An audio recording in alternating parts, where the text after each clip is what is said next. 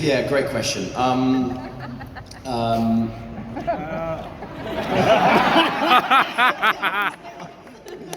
The funny thing, you know, you can't say anything, and also all of the guys I've met this weekend, sniper laser just on no the- one's actually asked me. They've just said, "I know." So I'm like, fine, good, then great. That's quite intimidating. Yeah. Okay. Yeah.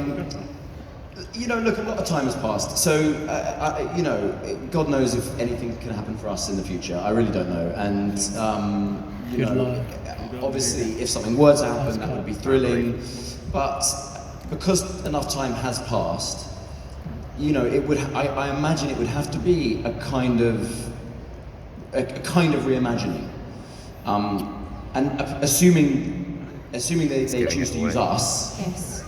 It would be an interesting scenario because it would be a reimagining, but with the same foundation. Do you know what I mean? So I don't know what it would look like. I know that there's so many great storylines to tell. We never really got into the bullseye stuff. You know, there's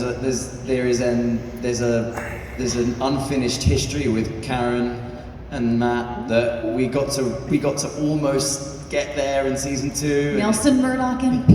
Yeah, no, exactly.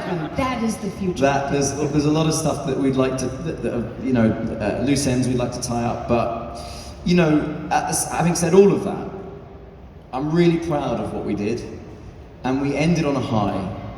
And I'd rather that than just because there is a huge fan base to run it into the ground and end up kind of, you know, we've made 60 plus hours.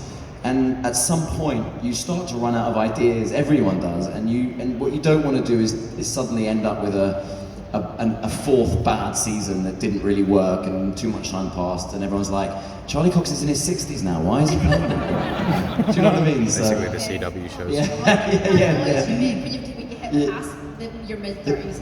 Yeah. Everything hurts. Sometimes I do. I get out of bed. And I'm like, is that the bed or is that my bones making? Oh my god! Me and my husband are very noisy in the morning for all the wrong reasons.